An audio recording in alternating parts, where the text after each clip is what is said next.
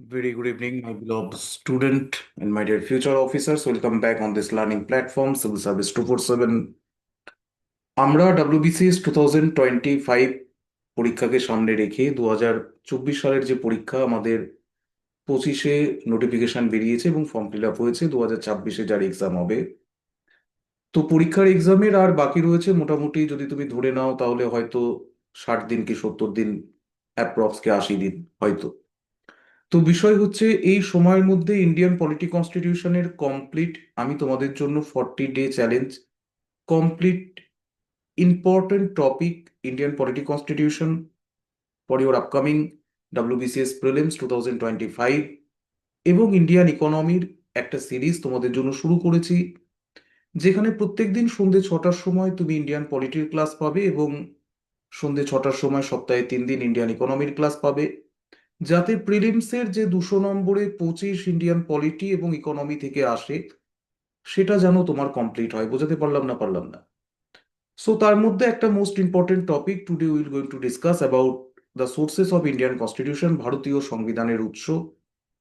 ভারতীয় সংবিধানের উৎস তোমরা এর আগেও পড়েছো, বা যে সমস্ত স্টুডেন্ট নতুন রয়েছো তাদের জন্য ক্লাসটা একদম বেসিক থেকে অ্যাডভান্স লেভেল অবধি প্রত্যেকটা টপিক আমি পড়াবো। এবং যে সমস্ত টপিক এখানে কমপ্লিট করা হবে তাতে প্রিলিমসের 25 নম্বর তুমি মোটামুটি ইজিলি করতে পারবে যদি তুমি বাড়িতে একটু পড়াশোনা করো, কেমন একদম। তো বিষয় হচ্ছে ইন্ডিয়ান পলিটি কনস্টিটিউশনের আজকে যে টপিকটা আমরা পড়বো সেটা হলো ভারতীয় সংবিধানের উৎস। এখন ভারতীয় সংবিধানের উৎস আমাদের পড়বো পরে, তবে ভারতীয় সংবিধানের উৎস পড়তে গেলে আমরা যারা মোটামুটি পলিটি পড়েছি বা আমরা যারা শুনি বা যারা সমালোচক রয়েছে তাদের বক্তব্য হচ্ছে যে ভারতীয় সংবিধান বিভিন্ন দেশ থেকে নাকি ধার করে নেওয়া হয়েছে, কেমন।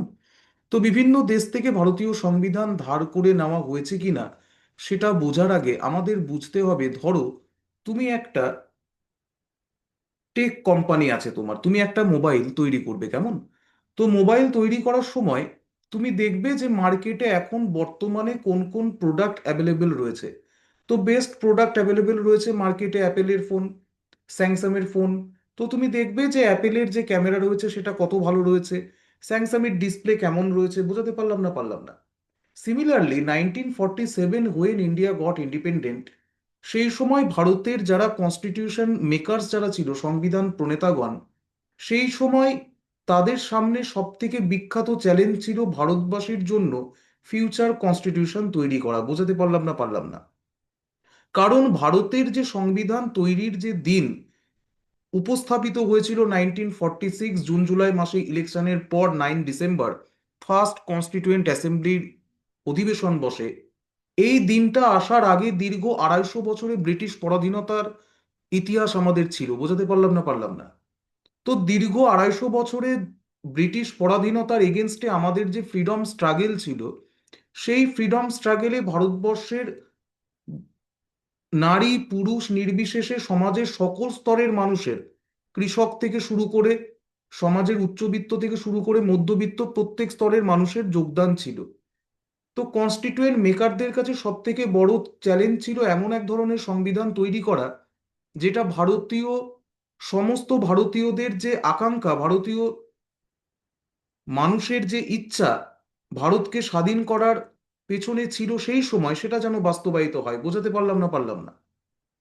তো বিষয় হচ্ছে এরকম পরিস্থিতিতে তুমি যেমন দেখবে নতুন মোবাইল তোমার টেক কোম্পানিতে লঞ্চ করাতে গেলে মার্কেটে কোন কোন প্রোডাক্ট অ্যাভেলেবেল রয়েছে, সিমিলারলি কনস্টিটিউশন মেকার্স যারা ছিল সেই সময় তারা দেখেছিল যে সেই সময় আর 5টা দেশের কনস্টিটিউশন যেগুলো অনেক আগে তৈরি হয়েছিল এবং দীর্ঘদিন ধরে কার্যকর ছিল, সেগুলো কেমনভাবে কাজ করেছে, তার সার্থকতা কতটা। বোঝাতে পারলাম না? তো যে কারণে ভারতের সংবিধান তৈরি করার সময় কনস্টিটিউয়েন্ট অ্যাসেম্বলি মোটামুটি 60টা দেশের কনস্টিটিউশনকে স্টাডি করেছিল। বোঝাতে পারলাম? তো কেন স্টাডি করেছিল সেটাই আমরা আজকে দেখব। Before we start this lecture, আমরা ক্লাসটা শুরু করার আগে একটা কথা বলে নিই, সেটা হচ্ছে যে সমস্ত স্টুডেন্ট নতুন রয়েছে তারা সাবস্ক্রাইব করে রাখবে, কারণ প্রত্যেকদিন সন্ধ্যে 6টার সময় আমরা পড়বো। তোমরা কমেন্টে জানাবে কোথাও বুঝতে অসুবিধা হলে বা নতুন কোনো টপিক লাগলে। This is me Somen Goswami, educator of Civil Service 247. I taught thousands of students like you past few years, civil service examination and others competitive exam battlefield. So my friend, আমার যেটা একটাই লক্ষ্য, সেটা হচ্ছে সিঙ্গেল পয়েন্ট এজেন্ডা, তোমাদের সাবজেক্টের টপিককে as it is সোজা করে বোঝানো। বোঝাতে পারলাম না পারলাম না? ইনফরমেশনের অভাব নেই, ইনফরমেশনকে বুঝতে শেখো। বোঝাতে পারলাম? তো কনসেপচুয়াল ক্লিয়ারিটি কিভাবে আসবে বুঝে নাও। তো আজকে আমরা যেটা দেখব সেটা হলো sources of the Indian constitution, তো ভারতীয় সংবিধানের উৎস। যে 1947 সালে ভারত স্বাধীনতা পাওয়ার পর 2 বছর 11 মাস, কতদিন লেগেছিল স্যার কনস্টিটিউশন অফ ইন্ডিয়া?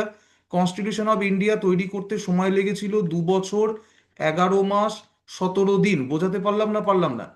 তো 2 বছর 11 মাস 17 দিন দীর্ঘ যে সময়, সেই দীর্ঘ সময়ে সংবিধান তৈরি করার সময় যদি এত সময় লাগে তাহলে সেই সংবিধান অবশ্যই দীর্ঘ হবে। বোঝাতে পারলাম না পারলাম না? এবং ভারতীয় সংবিধান কেন দীর্ঘ? কারণ বিশ্বের সমস্ত দেশের সংবিধানকে স্টাডি করার পর এবং ভারতবর্ষের সমস্ত স্তরের মানুষের আশা আকাঙ্ক্ষা বাস্তবায়িত রয়েছে এই কনস্টিটিউশন অফ ইন্ডিয়ার মধ্যে। বোঝাতে পারলাম না পারলাম না? তো ভারতীয় সংবিধান বিশ্বের সব থেকে দীর্ঘতম সংবিধান, একদম স্যার। ডক্টর বি আর আম্বেদকরের ভাষায় বাবা সাহেব বলছে যে বিশ্বের বিভিন্ন সংবিধানকে নিংড়ে, অর্থাৎ র্যাঙ্ক স্যাঙ্কিং করার মাধ্যমে ভারতবর্ষের অন্তর্ভুক্ত করা হয়েছে। এখন এখানেই অনেকের মনে প্রশ্ন ওঠে যে ভারতের সংবিধান বিভিন্ন দেশ থেকে ধার করে নেওয়া হয়েছে, বড় করা হয়েছে। না, ভারতের সংবিধান যে বিভিন্ন দেশ থেকে বড় করা হয়নি, অর্থাৎ সমালোচক যারা রয়েছেন তাদেরকে যোগ্য উত্তর দিয়েছেন বাবা সাহেব। বাবা সাহেবের মতে এটা হলো স্যার নিংড়ে নেওয়া। কেন? কারণ তিনি গর্বের সঙ্গে স্বীকার করেছিলেন যে বিশ্বের 60টি দেশের সংবিধানকে নিংড়ে র্যাঙ্ক স্যাঙ্ক করে তৈরি করা হয়েছে। বুঝতে পারলাম? এটা লজ্জা বা চুরির বিষয় নয়। কারণ কারণ বাবা সাহেবের যুক্তি হচ্ছে শাসনতান্ত্রিক বা রাজনৈতিক মৌলিক ধারণাগুলোর উপর কারোর কোনো পেটেন্ট রাইট বা কপিরাইট থাকতে পারে না। বোঝাতে পারলাম না পারলাম না? না স্যার।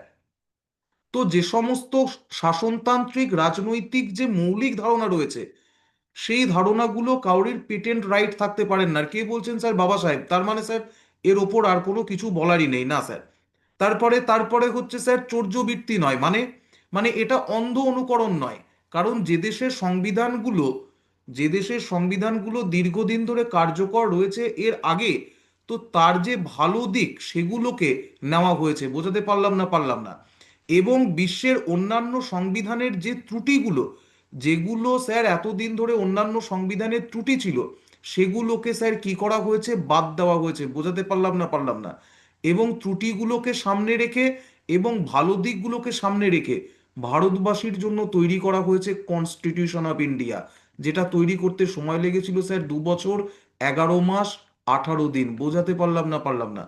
তো কনস্টিটিউশন অফ ইন্ডিয়ার সোর্সেস যদি আমরা দেখি তাহলে দেখব যে বিশ্বের বিভিন্ন দেশ থেকে স্যার কনসেপ্ট কিন্তু বিভিন্ন দেশ থেকে স্যার কি করা হয়েছে, বিভিন্ন দেশ থেকে র্যাঙ্ক স্যাঙ্কের মাধ্যমে নিংড়ে নেওয়ার মাধ্যমে ভারতীয় সংবিধানে যে রাজনৈতিক এবং গণতান্ত্রিক ধারণা, সেগুলোকে অন্তর্ভুক্ত করা হয়েছে। কেন?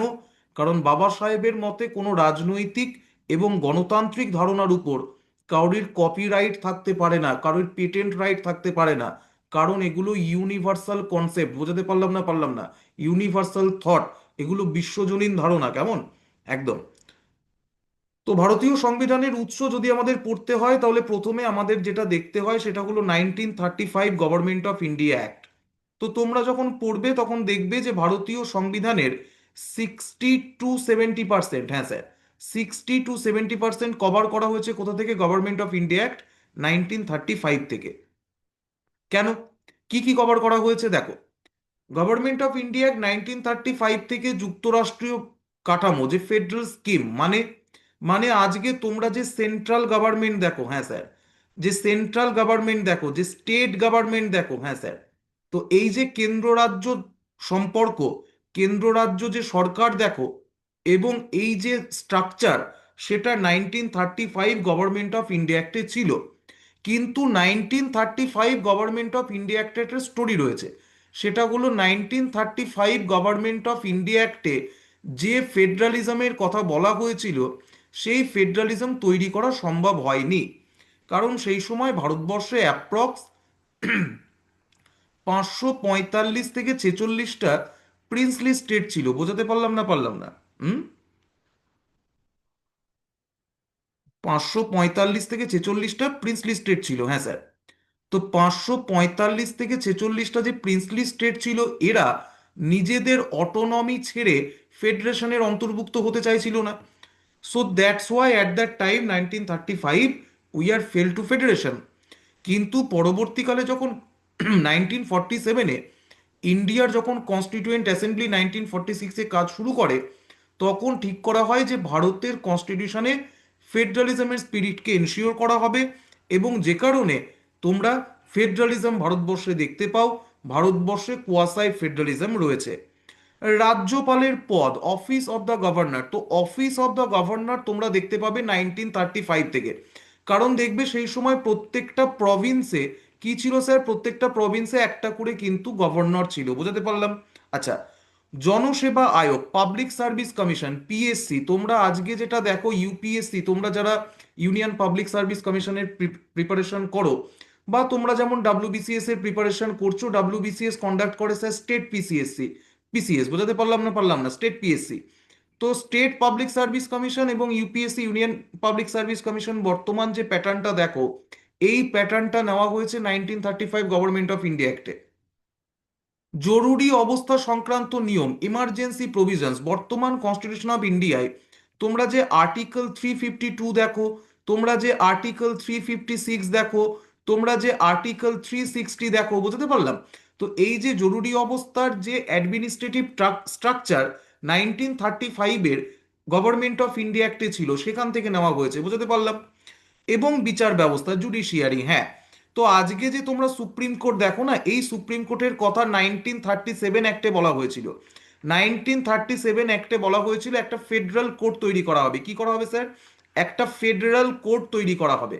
এবং সেই ফেডারাল কোর্ট কোথায় তৈরি করা হয়েছিল স্যার? ফেডারাল কোর্ট তৈরি করা হয়েছিল দিল্লিতে। বোঝাতে পারলাম না? তো বর্তমানে তুমি বলতে পারো হ্যাঁ সেটাই sir supreme court of India. তো 1935 গভর্নমেন্ট অফ ইন্ডিয়া অ্যাক্টে অনেকগুলো ফিচার্স আমরা দেখতে পাবো, অনেক মানে 60 to 70% constitution of India cover করছে 1935 গভর্নমেন্ট অফ ইন্ডিয়া অ্যাক্ট থেকে। বোঝাতে পারলাম না? তো এখনো পর্যন্ত আমরা কি দেখলাম? এখনো পর্যন্ত আমরা দেখলাম যে ভারতীয় সংবিধানের উৎস, sources of the Indian constitution আমরা কেন পড়বো। কনস্টিটিউশন অফ ইন্ডিয়ার সোর্সেস পড়তে গিয়ে যে ক্রিটিসিজম রয়েছে যে কনস্টিটিউশন অফ ইন্ডিয়া বড় করা হয়েছে বিভিন্ন দেশ থেকে, কতটা ঠিক নয়। বাবা সাহেবের বক্তব্য অনুসারে যে রাজনৈতিক গণতান্ত্রিক ধারণাগুলো কারোর পেটেন্ট রাইট থাকতে পারে না, এগুলো বিশ্বজনীন ধারণা।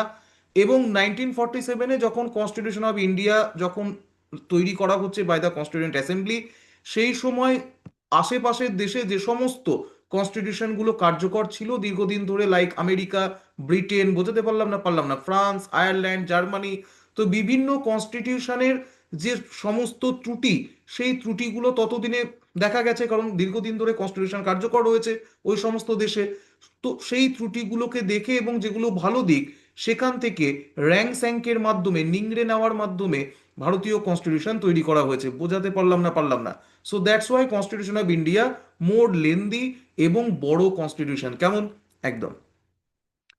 তারপরে আমরা দেখলাম 1935 গভর্নমেন্ট অফ ইন্ডিয়া থেকে কোন কোন ফিচার্স রয়েছে। আচ্ছা, একটা জিনিস মনে রাখবে, তোমরা অনেক সময় কনফিউজড হয়ে যাও যে এমার্জেন্সি প্রভিশনস কোথা থেকে নেওয়া হয়েছে। অনেক সময় কোশ্চেন আসে স্যার এমার্জেন্সি প্রভিশনস কোথা থেকে নেওয়া হয়েছে।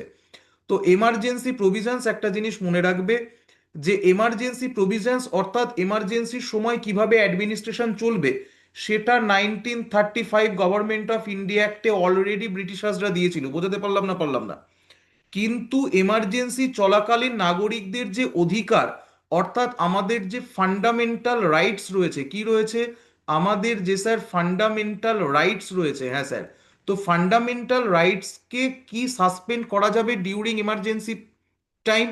তো ডিউরিং এমার্জেন্সি টাইম ফান্ডামেন্টাল রাইটসের যে সাসপেনশন, যে সাবসিউম করা হয়, যে স্থগিতকরণ করা হয়, সেটা জার্মানি থেকে নেওয়া হয়েছে, জার্মানি থেকে।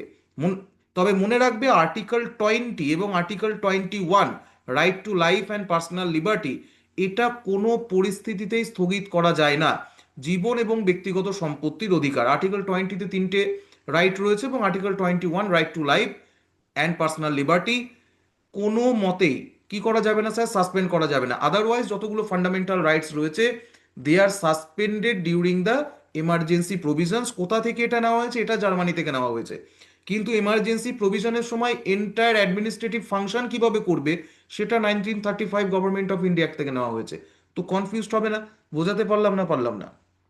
যখনই ক্লাস দেখবে, যারা ডাব্লিউবিসিএস এর প্রিপারেশন করছো, আমার একটা অ্যাডভাইস নাও, নিজের পকেটে একটা স্টিকি নোট রাখার চেষ্টা করো। কেমন? বোঝাতে পারলাম না? তো স্টিকি নোট রাখবে, যখনই ক্লাস দেখবে স্যার তখনই স্টিকি নোটে লিখতে শুরু করো। কেমন? ওকে স্যার, আগে বলুন। শোনো, এইবার আমরা যেটা দেখব সেটা হলো ব্রিটিশ সংবিধান। তো নেক্সট আমরা দেখব ব্রিটিশ সংবিধান থেকে নেওয়া হয়েছে। তো ইন্ডিয়া দীর্ঘদিন, we are successor state of ব্রিটিশার্স, আমরা ব্রিটিশদের উত্তরাধিকারী স্টেট, ঠিক কি ঠিক না?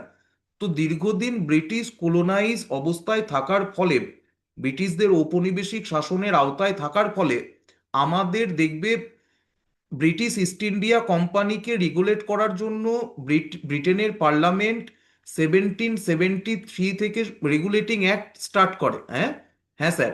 তো রেগুলেটিং অ্যাক্ট স্টার্ট হয়, তার আগে ইন্ডিয়া জানতো না অ্যাক্ট কি। না না স্যার, প্রথম দেখে একদম। তো 1773 থেকে শুরু করে একদম তুমি দেখবে 1853 লাস্ট রেগুলেটিং অ্যাক্ট পাস হয়। বলে হ্যাঁ স্যার। তারপরে লাস্ট কেন বললেন স্যার? তারপর রিভোল্ট অফ 1857 ঘটে, ইস্ট ইন্ডিয়া কোম্পানিকে লিকুইডেট করা হয় এবং ইন্ডিয়াতে শুরু হয় what is called as British Raj. হ্যাঁ, ইন্ডিয়াতে শুরু হয় what is called as British রাজ।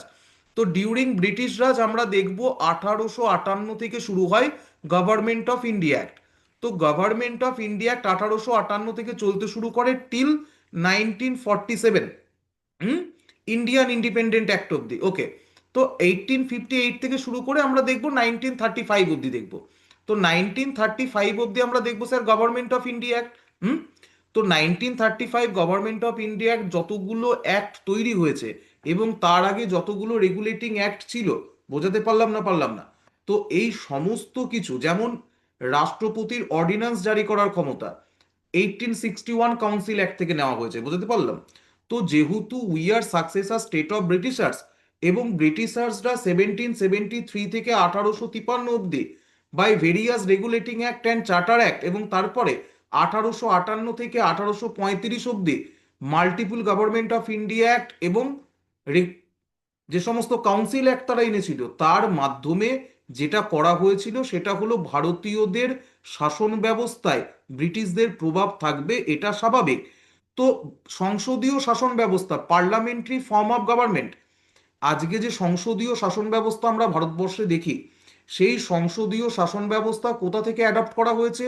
সংসদীয় শাসন ব্যবস্থাকে নেওয়া হয়েছে ব্রিটিশ কনস্টিটিউশন থেকে। ব্রিটিশ কনস্টিটিউশনে তোমরা দেখতে পাবে সেখানে ব্রিটেনে কি রয়েছে স্যার? সংসদীয় শাসন ব্যবস্থা। না, what is parliamentary form of democracy? সংসদীয় শাসন ব্যবস্থার কিছু বৈশিষ্ট্য হচ্ছে, সেটা হলো ডুয়াল এক্সিকিউটিভ, মানে মানে একজন থাকবে রিয়েল হেড, যেমন আমাদের প্রেসিডেন্ট অফ ইন্ডিয়া আছে না নেই? হ্যাঁ স্যার। তো প্রেসিডেন্ট অফ ইন্ডিয়া আছে, যার নামে সমস্ত শাসন কার্য পরিচালিত হয়। আর একটা হলো প্রকৃত শাসক রয়েছে, সেটা হলো prime minister of India and council of minister, ঠিক কি ঠিক না? হুম। তো রাষ্ট্রপতি নাম সর্বস্ব শাসক, প্রকৃত শাসক প্রধানমন্ত্রী। সিমিলারলি ব্রিটেনে দেখবে মোনার্কি রয়েছে, রাজা রানী, কিন্তু ব্রিটেনের পার্লামেন্ট প্রকৃত ক্ষমতা ভোগ করে। সংখ্যাগরিষ্ঠ দলের শাসন দেখা যায়, মেজরিটি পার্টি রুল। যে দল আইনসভার লোকসভায় সংখ্যাগরিষ্ঠতা অর্জন করবে আইনসভার নিম্নকক্ষে, সেই দলের যে নেতা বা নেত্রী, তাকে করা হবে প্রধানমন্ত্রী। যৌথ দায়িত্বশীলতা দেখা যায়, collective responsibility. Now collective responsibility describe constitution of India article 75 subclause 3। Confused হবে না, আর্টিকেল 75 সাবক্লস 2 তে রয়েছে মন্ত্রীদের ব্যক্তিগত দায়িত্বশীলতা। হুম। কিন্তু সাবক্লস 3 তে রয়েছে কালেকটিভ রেসপন্সিবিলিটি, দুটো ডিফারেন্স জিনিস। Now what is collective responsibility, আমি একটা জিনিস তোমাদের একটু বুঝিয়ে দিই। হোয়াট ইজ কালেকটিভ রেসপন্সিবিলিটি, দেখো একটু বুঝে now what is collective responsibility. Collective responsibility কি একটু দেখে নাও, জাস্ট আ মিনিট। কালেকটিভ রেসপন্সিবিলিটিতে বলা হয় যে minister swing together and sing together. Hmm. Minister swing together and sing together, মানে একসাথে সাঁতার কাটা, না হলে একসাথে ডুবে যাওয়া। এখানে দেখতে পাচ্ছ শিপ, শিপের মধ্যে যে প্রধানমন্ত্রী রয়েছে, প্রাইম মিনিস্টার যিনি রয়েছেন, তিনি হলেন ক্যাপ্টেন অফ দ্য শিপ। তিনি হলেন স্যার তিনি হলেন sir captain of the ship. Just a minute.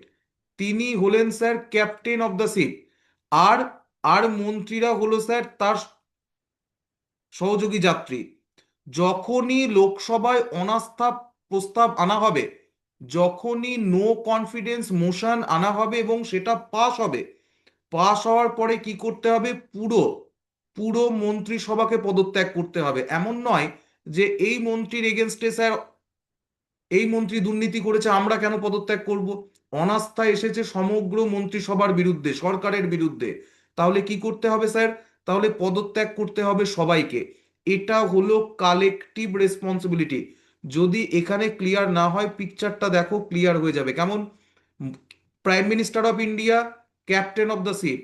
যদি একজনের বিরুদ্ধে স্যার কোনো মন্ত্রী দুর্নীতি করেছে, সমগ্র সরকারের বিরুদ্ধে অনাস্থা আসে, নো কনফিডেন্স মোশন পাস হয়, সরকার যদি ফ্লোরে তার মেজরিটি প্রমাণ করতে ব্যর্থ হয়, তাহলে সমগ্র মন্ত্রিসভাকে পদত্যাগ করতে হবে। এমনকি যারা রাজ্যসভার সদস্য রয়েছে, যে সমস্ত মন্ত্রীরা, তাদেরকেও পদত্যাগ করতে হবে। বোঝাতে পারলাম না পারলাম না?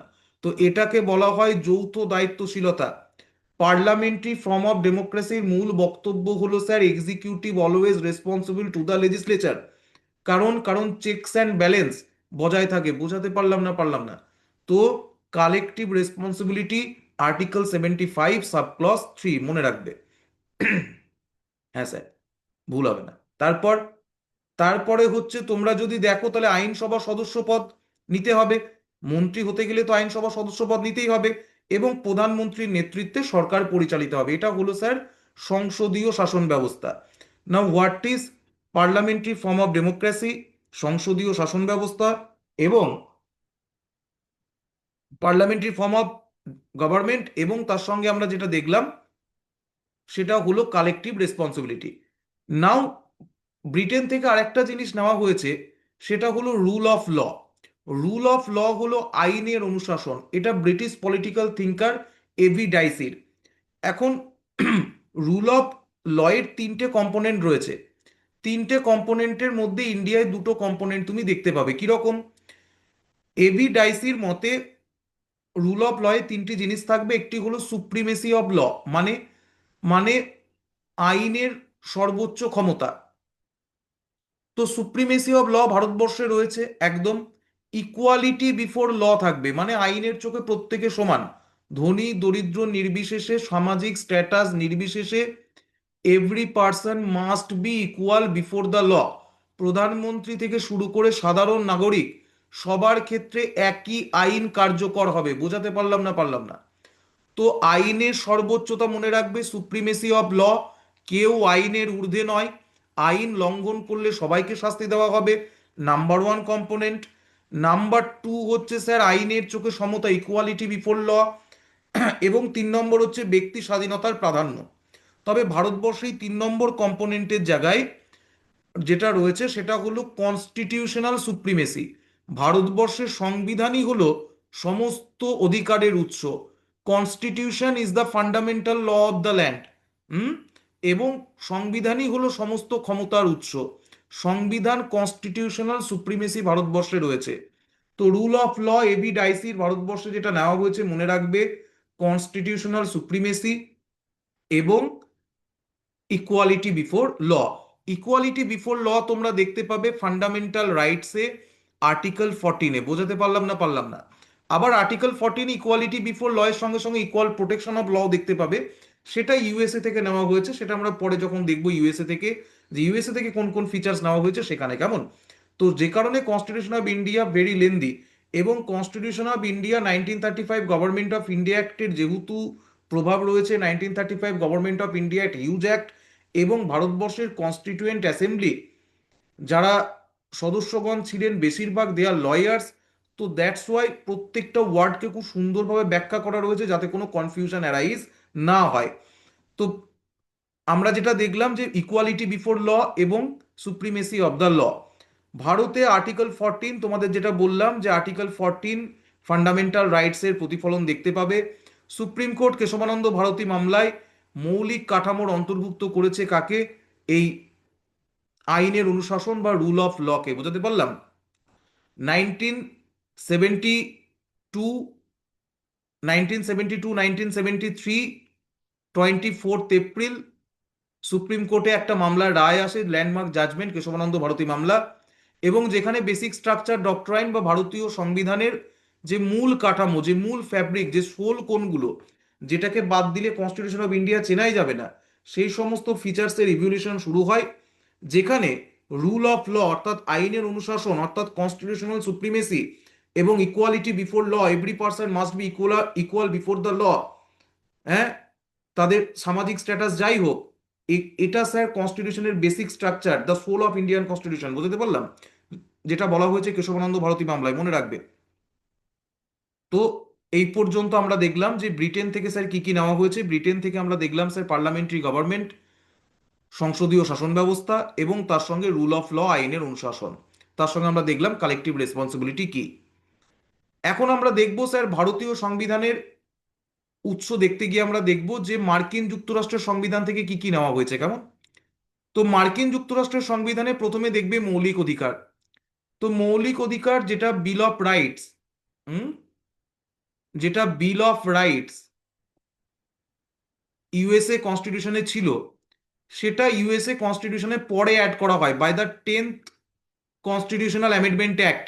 ইউএসএ ইউএসএ কনস্টিটিউশন কার্যকর হয় 1789, তার ঠিক 2 বছর পর 1791 সালে বিল অফ রাইটস মানে মৌলিক অধিকার ইউএসএ কনস্টিটিউশনে যোগ করা হয়। এখন ইউএসএ কনস্টিটিউশনে কেন দু দু বছর পরে যোগ করা হয়? কারণ যখন কনস্টিটিউশন তৈরি করা হয় তখন বলা হয় যে সরকার কি কি করতে পারে। 2 বছর পরে আস্তে আস্তে দাবি উঠতে থাকে যে সরকার কি কি করতে পারে, তা তো বলা হলো, কিন্তু সরকার কি কি করতে পারে না, what is the barrier between the state and citizen, সরকার এবং নাগরিকের মধ্যে তো একটা সীমারেখা থাকা উচিত না, নয়? প্রথমে কে এসেছে, মানুষ না স্টেট? স্যার মানুষ। তো অ্যাজ এ হিউম্যান তার কিছু ন্যাচারাল রাইটস রয়েছে, প্রাকৃতিক অধিকার রয়েছে, বুঝতে পারলাম, বেসিক রাইটস রয়েছে। তো বেসিক রাইটস গুলোকে স্টেট তো নিজের স্বার্থে ভায়োলেশন করতে পারে না। তো basic rights as a human পৃথিবীতে জন্মগ্রহণ করার সঙ্গে সঙ্গে তার কিছু ন্যাচারাল রাইটস রয়েছে। পরে নিজেদের স্বার্থে স্টেট তৈরি হয়েছে, সমাজ সংগঠিত হয়েছে, রাষ্ট্রযন্ত্র তৈরি হয়েছে, পরের কথা।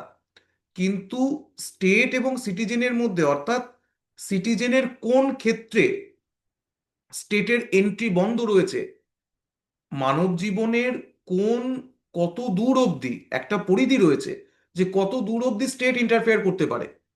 তো স্টেট কি কি করতে পারবে না এটা বোঝানোর জন্য 2 বছর পরে 10th কনস্টিটিউশনাল অ্যামেন্ডমেন্টের মাধ্যমে ইউএসএ কনস্টিটিউশনে অ্যাড করা হয় বিল অফ রাইটসে ফান্ডামেন্টাল রাইটস বা মৌলিক অধিকার।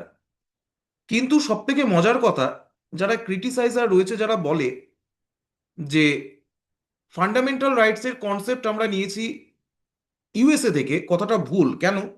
কারণ 1950 সালের মূল সংবিধান যখন কনস্টিটিউশন এনফোর্স হচ্ছে 26 jan 1950, 1950 সালের 26 jan মূল সংবিধানেই ফান্ডামেন্টাল রাইটস ছিল। আমরা কোনো পরবর্তীকালে সংবিধান সংশোধনের অপেক্ষাই করিনি ফান্ডামেন্টাল রাইটস কনস্টিটিউশনে অ্যাড করার জন্য। কনস্টিটিউশন মেকারসরা প্রথম থেকেই অ্যাসিওর ছিলেন যে না, ভারতীয় নাগরিকদের মৌলিক অধিকার দিতে হবে। হুম। তো কনস্টিটিউশন অফ ইন্ডিয়ায় প্রথম থেকেই ছিল, যেটা পার্ট 3-তে রয়েছে। পার্ট 3 আর্টিকেল 12 235 তোমরা দেখতে পাবে ফান্ডামেন্টাল রাইটস, নাগরিকদের পূর্ণ বিকাশ এবং মর্যাদা নিশ্চিত করতে, কেমন, একদম। নেক্সট।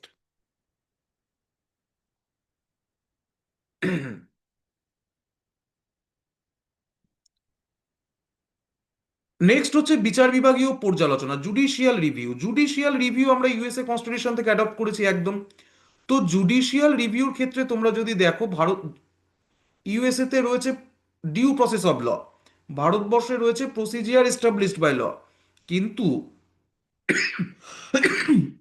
কিন্তু সরকার যদি কোনো সংবিধান বিরোধী আইন তৈরি করে পার্লামেন্ট পরবর্তীকালে, যেটা মূল constitution fundamental law of the land তার সঙ্গে কন্ট্রাডিকশনে যাবে, তাকে ভায়োলেশন করবে, তার বেসিক ফিচার্সের ভায়োলেশন করবে, তাহলে সুপ্রিম কোর্টের ক্ষমতা রয়েছে বিচার বিভাগীয় সমীক্ষার মাধ্যমে, জুডিশিয়াল রিভিউর মাধ্যমে কি করা, আইনের সেই অংশটাকে স্ট্রাক ডাউন করা, মানে বাতিল করা। বুঝতে পারলাম? এই যে প্রসেস, এটাকে নেওয়া হয়েছে ইউএসএ কনস্টিটিউশন থেকে। কিন্তু ইউএসএ কনস্টিটিউশনে রয়েছে ডিউ প্রসেস অফ ল, ভারতবর্ষে তোমরা দেখতে পাবে প্রসিজিয়ার এস্টাবলিশড বাই ল। এখন what is due process of law, what is procedure established by law, আমরা দেখব পরবর্তী ক্লাসে, কারণ দেখুন এগুলো হিউজ টপিক, এখানে টাচ করা সম্ভব নয়। খাতায় নোট ডাউন করে নাও, এটুকু মনে রাখো। বেশ স্যার, তাহলে জুডিশিয়াল রিভিউ নেওয়া হয়েছে ওখান থেকে একদম।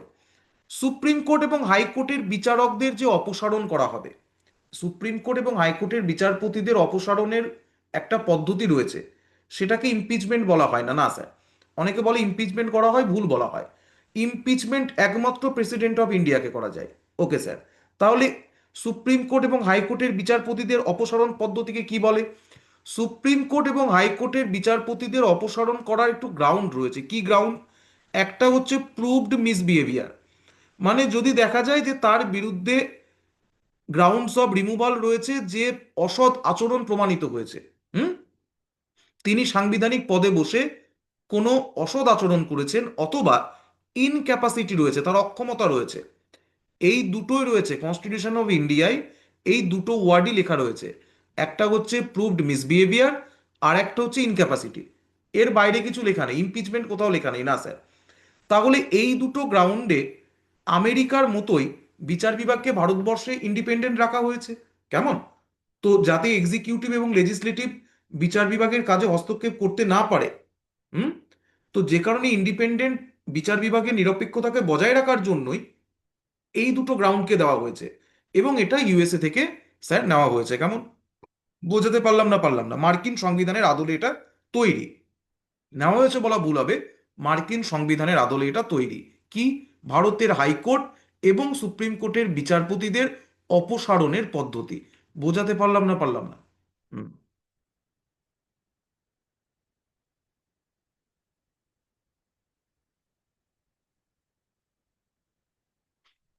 নেক্সট, নেক্সটে যাওয়ার আগে বলে নিই, যারা এতদূর ক্লাসটা দেখবে তাদের জন্য বলে নিই, এতদূর যারা আছো তারা স্যার সিরিয়াস স্টুডেন্ট, এতদূর যারা থাকবে না তারা স্যার প্রত্যেক বছর 220 টাকা করে ফর্ম ফিল আপ করবে। হ্যাঁ স্যার, শোনো, বলছি প্রত্যেক দিন 6 PM। হ্যাঁ sir. Indian polity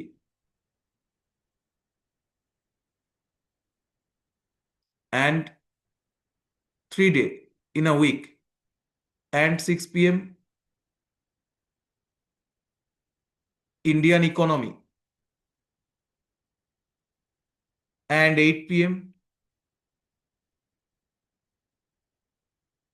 Indian history class এবার থেকে হবে। বোঝাতে পারলাম না? পারলাম না? তো যে সমস্ত স্টুডেন্ট মনে করবে যে অন্তত দিনে এখানে 30 মিনিটস, 6টার সময় এবং 8টার সময় 40 মিনিটস, তো অ্যাপ্রক্স 70 মিনিটস নিজের যদি দাও স্টাডিতে, আমি এটুকু বলতে পারি ডাব্লিউবিসিএস প্রিলিমসের 25, পলিটি ইকোনমি এবং ইন্ডিয়ান হিস্ট্রির যে 50 নম্বর, এবং ফ্রিডম স্ট্রাগলের ধরে 25, 25, 75 নম্বর তোমার অ্যাপ্রোচ করতে অসুবিধা হওয়ার কথা নয়। কেমন? বোঝাতে পারলাম না? পারলাম না? Okay sir.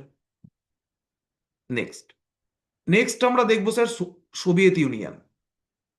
তো সোভিয়েত ইউনিয়ন ফ্রান্স থেকেও নেওয়া হয়েছে একদম। তো সোভিয়েত ইউনিয়ন থেকে কি নেওয়া হয়েছে স্যার? Fundamental duties.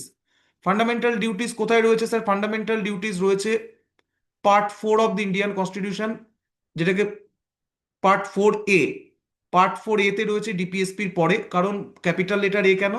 কারণ স্যার এটা 42nd কনস্টিটিউশনাল অ্যামেন্ডমেন্টের মাধ্যমে অ্যাড করা হয় 1976, during the emergency provisions, madam Indira গান্ধীর টাইমে।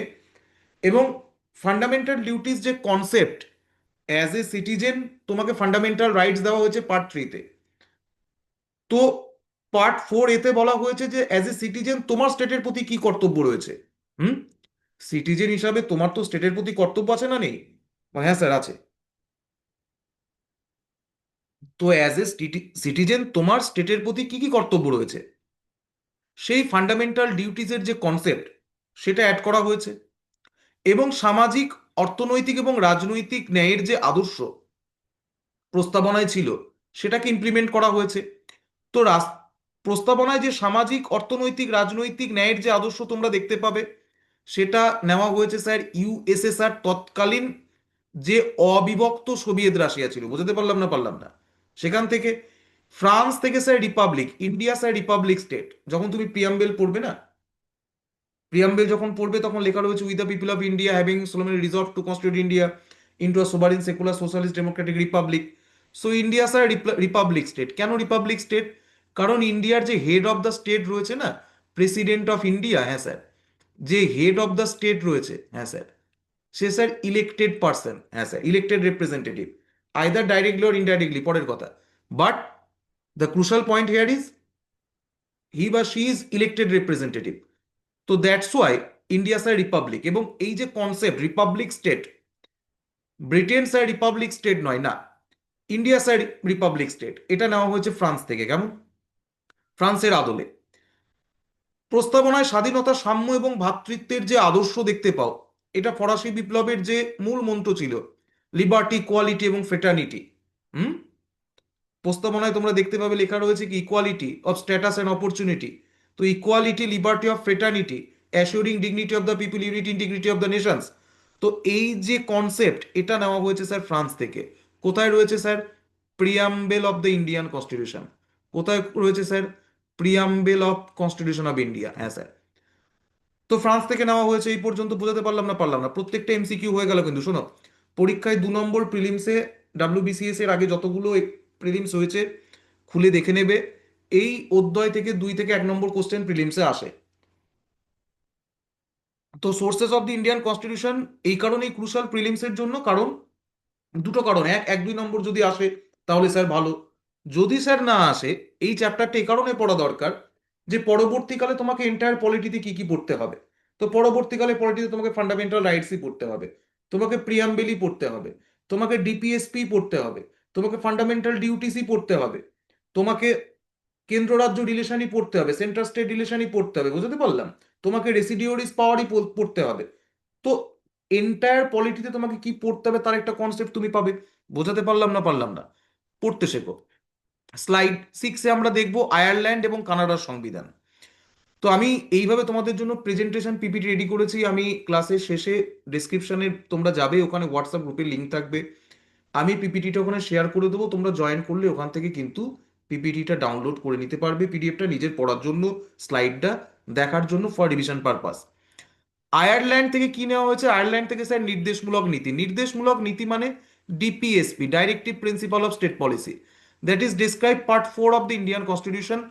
এখন হোয়াট ইজ ডিপিএসপি? ডিপিএসপি হচ্ছে স্টেটকে ডাইরেকশন দেওয়া হয়েছে, নামই দেখো, নির্দেশমূলক নীতি, স্টেটকে নির্দেশ দেওয়া হয়েছে যে dear state, when you making law, when you passing law, then you always follow those principle. Which principle? That is describe DPSP, directive principle of state পলিসিতে যে সমস্ত প্রিন্সিপাল রয়েছে সেই প্রিন্সিপালের সঙ্গে ফলো করে তুমি স্টেট ল তৈরি করবে।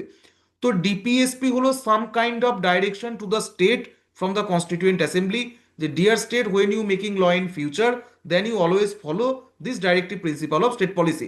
তো নির্দেশমূলক নীতি, ডাইরেক্টিভ প্রিন্সিপাল অফ স্টেট পলিসির যে মূল বক্তব্য সেটা হলো ওয়েলফেয়ার, জনকল্যাণ করা। India sir welfare state, India sir জনকল্যাণকর রাষ্ট্র। কেমন?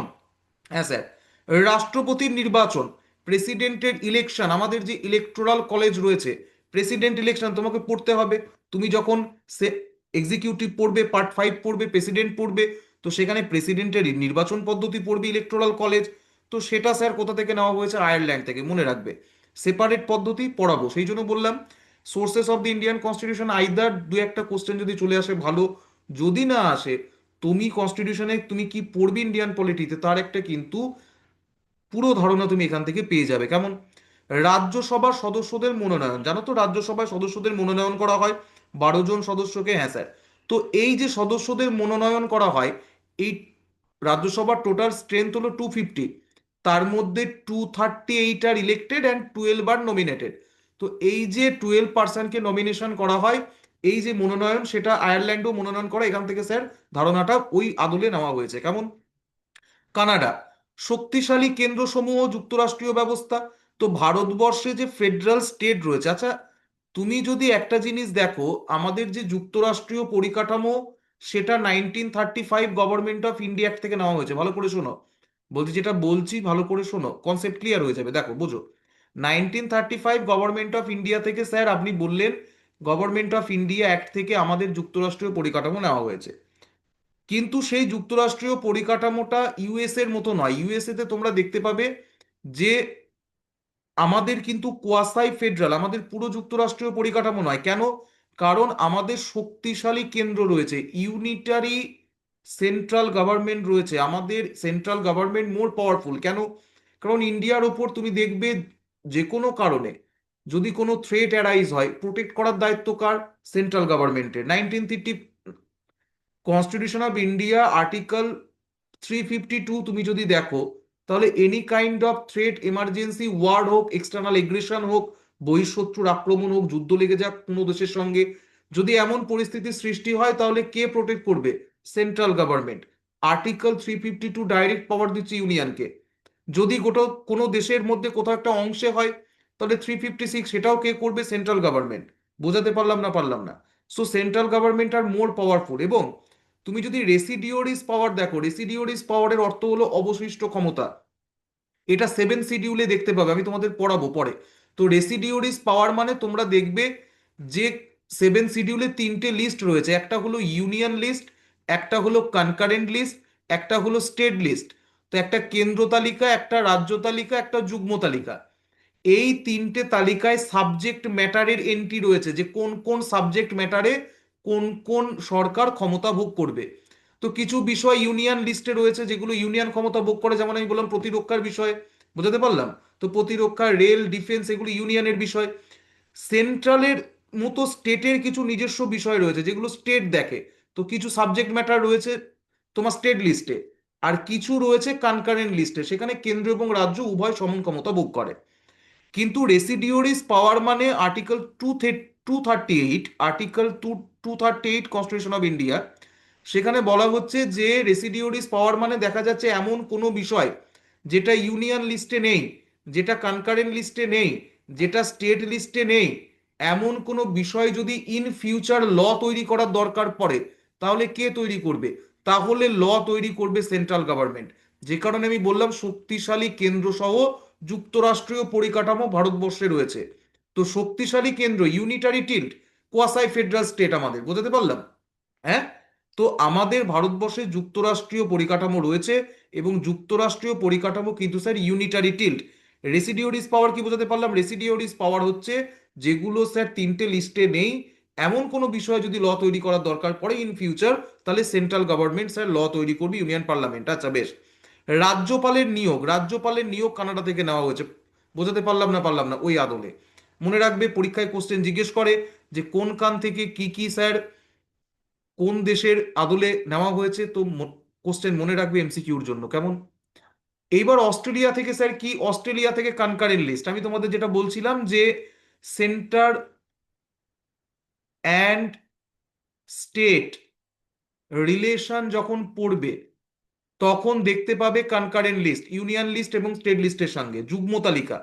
তো যুগ্ম তালিকা হলো এমন একটা তালিকা যেখানে এমন কিছু সাবজেক্ট ম্যাটার রয়েছে, এন্ট্রি নাম্বার 1 2 3 4 5 6 করে, যে সমস্ত এন্ট্রি বিষয়গুলোতে centre and state, hmm, both সমান ক্ষমতা ভোগ করে। সেন্টার অ্যান্ড স্টেট বোথ সমান ক্ষমতা ভোগ করে। যৌথ অধিবেশন, লোকসভা এবং রাজ্যসভা একসাথে বসা, মানে যদি কোনো বিষয়ে মতপার্থক্য দেখা যায় বা বিল নিয়ে আলোচনার জন্য জয়েন্ট সিটিং দরকার পড়লো পার্লামেন্টের, তো আর্টিকেল 108 কনস্টিটিউশন অফ ইন্ডিয়া, সেখানে যে জয়েন্ট সিটিং এর প্রভিশনস রয়েছে, জয়েন্ট সিটিং এর প্রভিশনস নেওয়া হয়েছে কোথা থেকে স্যার? অস্ট্রেলিয়া থেকে, একদম। বাণিজ্যের স্বাধীনতা, সারা দেশ জুড়ে ব্যবসা করার যে অধিকার, কোথা থেকে নেওয়া হয়েছে স্যার? অস্ট্রেলিয়ার কনস্টিটিউশন থেকে, একদম মনে রাখবে। আমি প্রথমেই বলেছি জার্মানি থেকে জরুরি অবস্থা যেটা নেওয়া হয়েছে সেটা হলো ইমার্জেন্সির সময়, ইমার্জেন্সি প্রভিশনের সময়, জরুরি অবস্থার সময় কোন কোন ফান্ডামেন্টাল রাইটসকে সাবসিউম করা হবে, মৌলিক অধিকার, কোন কোন মৌলিক অধিকারকে সাসপেন্ড করা হবে। বুঝতে পারলাম? মৌলিক অধিকার। এবং আর্টিকেল 21 এবং 20 ক্যান নট বি সাসপেন্ডেড, কখনোই সাসপেন্ড করা যাবে না, এনি হাউ, কোনো সার্কামটান্সেসে। বুঝতে পারলাম? সে এমার্জেন্সি হোক যাই হোক। কুইক রিভিশন দিয়ে নাও 2 মিনিটের, কি কি দেখে নাও। এতক্ষণ আমরা দেখছিলাম sir sources of the Indian constitution, যে কনস্টিটিউশন অফ ইন্ডিয়া উৎস। পড়তে গিয়ে আমি বললাম যে ক্রিটিসাইজাররা বলে, যারা সমালোচক, যে বিভিন্ন দেশ থেকে বড় করা হয়েছে, ধার নেওয়া হয়েছে। নয়, কথাটা একদমই ঠিক নয়। কারণ গণতান্ত্রিক রাজনৈতিক মতাদর্শের ধারণা অ্যাকর্ডিং টু বাবা সাহেব, এটা স্যার কাউরির পেটেন্ট রাইট থাকতে পারে না, কপিরাইট থাকতে পারে না, এগুলো বিশ্বজনীন ধারণা। এবং ভারতীয় সংবিধান 1947-এ যখন তৈরি হয়, তখন পারিপার্শ্বিক যে সমস্ত দেশে যে সমস্ত সংবিধানগুলো কার্যকর ছিল, তাদের ত্রুটিগুলোকে বাদ দিয়ে তাদের যে সমস্ত ভালো দিক ছিল কনস্টিটিউশনের, সেগুলোকে র্যাঙ্ক স্যাঙ্ক করা হয়েছে, নিংড়ে একটা নতুন সংবিধান তৈরি করা হয়েছে ফর ফিউচার ইন্ডিয়া। সেটাই হলো কনস্টিটিউশন অফ ইন্ডিয়া। এবং যেখানে 60 to 70% প্রভাব রয়েছে কার, 1935 গভর্নমেন্ট অফ ইন্ডিয়া অ্যাক্টের। তারপর ব্রিটেন থেকে আমরা দেখলাম সংসদীয় শাসন ব্যবস্থা, নাগরিকত্ব, সিঙ্গেল সিটিজেনশিপ রয়েছে ভারতবর্ষে। এবং তার সঙ্গে আমরা যেটা দেখলাম যে রুল অফ ল, আইনের অনুশাসন, সেটা নেওয়া হয়েছে। যৌথ দায়িত্বশীলতা, কালেকটিভ রেসপন্সিবিলিটি কি আমরা দেখলাম। আমেরিকা থেকে কি নেওয়া হয়েছে স্যার, মৌলিক অধিকার। আমেরিকাতে মৌলিক অধিকার অ্যাড করা হয় by 10th constitutional amendment, constitution কার্যকর হওয়ার 2-3 বছর পরে। কিন্তু ভারতবর্ষের যারা সংবিধান প্রণেতাগণ ছিলেন, তারা কিন্তু লেট করেননি। 1945 26 Jan, when constitution of India enforced, at that time fundamental rights are there, fundamental rights কিন্তু সংবিধানে ছিল। আমরা কিন্তু কোনো পরবর্তী সংবিধান সংশোধনের অপেক্ষা করিনি।